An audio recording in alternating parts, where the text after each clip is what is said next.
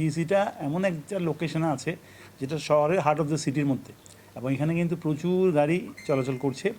তো আমরা ঠিকাদারকে একদম শিডিউল করে দিয়েছে যে এই মাসের মধ্যে 1 মাস বা 1.5 মাসের মধ্যে কাজটা শেষ করতে হবে। আপনি দেখেছেন কিন্তু, লক্ষ্য করছেন না জানি না, এর আগে কিন্তু কাজটা ধীরগতি ছিল প্রথম দিকে, এবং ঠিকাদারকে ডেকে আমাদের নতুন চেয়ারম্যান আসছিলেন, আইসা বসে আমরা, এটা আবার বাধাও ছিল কিছু, ওই বাধাগুলো অতিক্রম করে কিন্তু আমরা কিন্তু কাজটা দ্রুত গতিতে করছি। ইনশাল্লাহ আমরা এপ্রিলে এটা শেষ করে জনগণের জন্য খুলে দিতে পারবো।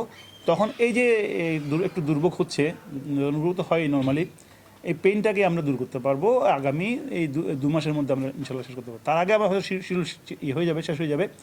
তো আমরা রাত দিন এটা কাজ করে আমরা দ্রুত যাতে এই কাজটা শেষ হয় এবং জনগণের পেইন যাতে কমে সেটার ব্যবস্থা করছি। নগরবাসীর আপনি জানেন যে এই প্রকল্পটা বাস্তবায়নের মাধ্যমে 2টা সেবা আমরা চালু করতে পারবো। একটা হলো পয় নিষ্কাশন সেবা আর একটা হলো ফিকাল স্লাস ব্যবস্থাপনা সেবা। এগুলো প্রথমবারের মতো চট্টগ্রাম মহানগরীতে চালু হবে।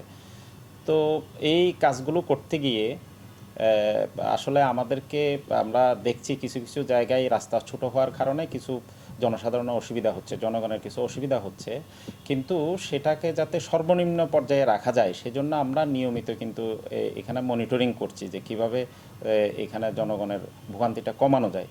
তো আমরা আশা করছি আগামী 2 মাসের মধ্যে এই যে সমস্ত সংকীর্ণ রাস্তা, বিশেষ করে পাঠানটুলি রোড, এখানে আমাদের সকল কার্যক্রম শেষ হয়ে যাবে। এরপরে আমরা পুরো সড়কটাই আমরা উন্মুক্ত করে দিতে পারবো জনগণের চলাচলের জন্য।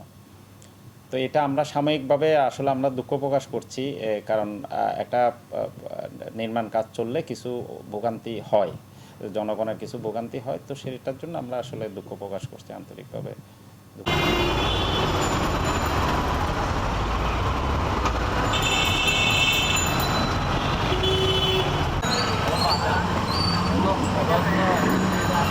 ভালো